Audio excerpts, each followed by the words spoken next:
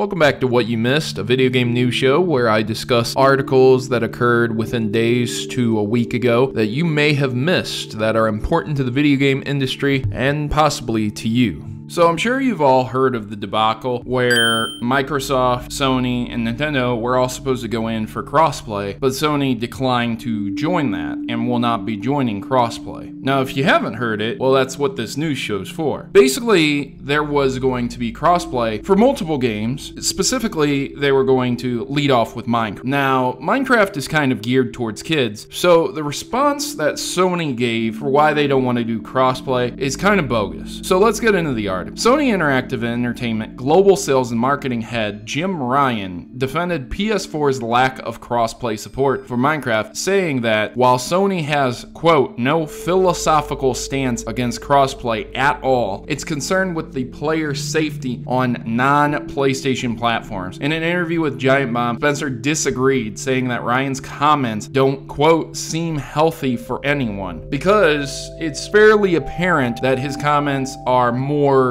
geared towards something else completely. This seems extremely like damage control. If Nintendo is willing to go in on it and Sony isn't, you can kind of see that the company that's very well known for family friendliness going in on it, and the company that isn't well known for family friendliness not going in on it for that reason doesn't make sense. Quote, the fact that somebody would make an assertion that somehow we're not keeping Minecraft players safe, I found not only from a Microsoft perspective, but from a game industry perspective, I don't know why that has to become the dialogue. And that was Phil Spencer talking as Microsoft's representative for the Xbox division. Safety of Minecraft players across all platforms, not just the Xbox One, is incredibly important to Xbox. We would never put Minecraft in a place where we felt like we weren't keeping our players safe. Despite his disagreement with Sony's excuse, Spencer reiterated that he's still very much open to changing things. And I really appreciate that guy, man. He's really brought Microsoft back from the horribleness that was the original Xbox One's launch. And I think this is great because he's really uniting the three companies. But when you see another company like this, like Sony saying, no thank you, we don't want that because it's not safe, it's fairly ridiculous. In every single one of the games that are published and available for the Sony PlayStation 4, if they have an online portion, most of the time, the rating that is pending, the ESRB rating, no longer applies for online interactions, which basically means, hey, if you're going to go online, it's the Wild West, so keep yourself safe out there. That means also, if you're going to head online and put your headset on and put your chat microphone on and make sure that you're speaking with individuals with your headset on, that maybe you shouldn't go into those open chat rooms if you're a young child. I was just recently playing Call of Duty 4 Remastered. Someone had killed me on there and they were claiming that they were dunking on me because I was, well, let's just say, a slew of swear words. Now this was just after a few kills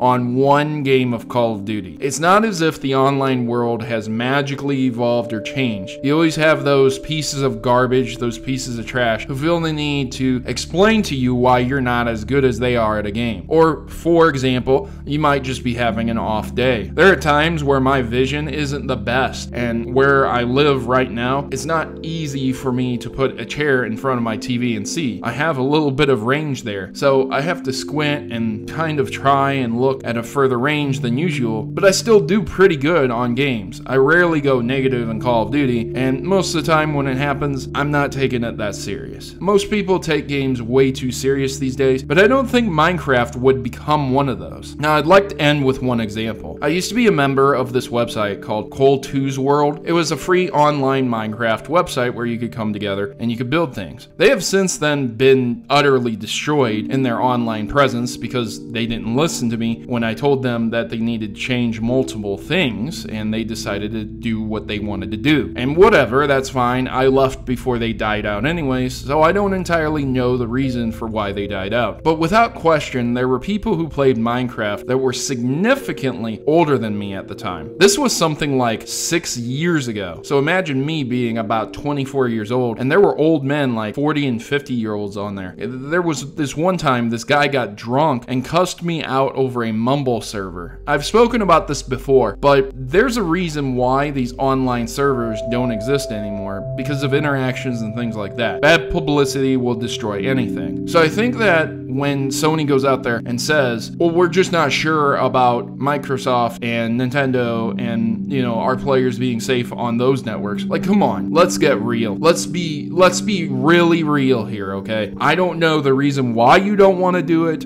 but everyone gets a piece of the online crap garbage pie, no matter who you are. If you're playing online and you have strangers come into your game, you can't control what they do. You can just hope for the best and pray that they're not going to destroy everything and cuss your kid out. But again, that's a parent's job. It's not Sony's job to keep your child safe. You should probably be there with them if they have their headset on, and you should probably be listening to their conversation to just make sure that there's not a pedophile there trying to take advantage of them, or an older man who's drunk cussing out your child. I may have been a 24-year-old and able to handle some Joe Schmo loser cussing out children on a Mumble server, but someone who's 8 years old might not be able to. So again, it's not Sony's job. It comes down to the parents. And ultimately, I don't think crossplay would have been a bad thing to have as long as parents took care of their children. But Sony knows that that doesn't happen, and more than likely this would have ended up as bad press for them, which seems to be the reason why they don't really want to do this. Or maybe there's something completely and entirely different that we don't know about. Either way you slice it, it's not the best situation in the world to be dealing with as a Sony user or other users that have friends that they just want to play with on Minecraft, on the Nintendo Switch, on Microsoft's Xbox One, on PC. I still play Minecraft and I love it, and I would love to play with more people, but crossplay limits that quite a lot. So the final story I wanted to hit on was the Xbox One, I have to word this right. So the Xbox One's family line is going to be backwards compatible with original Xbox games. Now, originally the 360 had about 2/3 of the game. The original Xbox 360 had about 2/3 of the original games library that it would be able to backwards compatible emulate, and the reason for this is that certain games just wouldn't work with it. The original Xbox was a little bit different than the 360, but they're very similar in nature, and for whatever reason there was a chunk of games that just would not work with it, but most of them did. Now this extends over to the Xbox One now, because Phil Spencer was talking about how the team had actually been able to achieve disc backwards compatibility, which is an astonishing feat. He said, quote, "We can support the discs," which was actually a technicality and achievement for the team. I didn't think we were going to get there, but I also know a lot of people can't find those discs anymore, so we will definitely make sure that they are available digitally for people. So he went on to speak about how some of the original Xbox games are going to become part of the marketplace, and I bought some of the original Xbox games and put them on the 360 because they had massive sales. I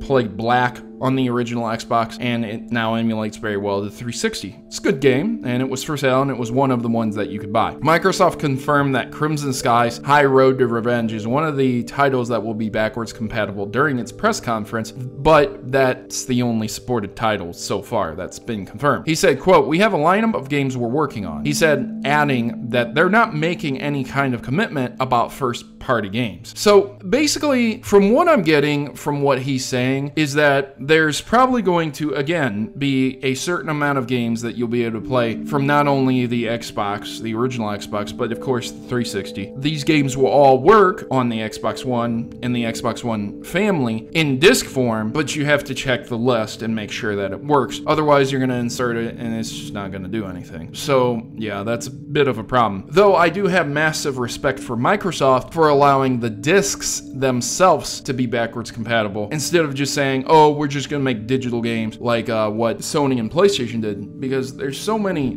games out there. You could go to Goodwill and probably find at least one Xbox game, one of the originals. I'd be shocked if you couldn't. I found at my local Goodwill an original Xbox with 10 original Xbox games for $50, and I didn't want to pick it up. There was no reason for me to pick it up because, you know, Goodwill, man, they really like to get as much money out of stuff as they can, but those things can be found very easily, and those things are things that you could pick up, and if you missed out on that generation, you can play them now. So that's really cool. So ladies and gentlemen, those would be the final stories for E3.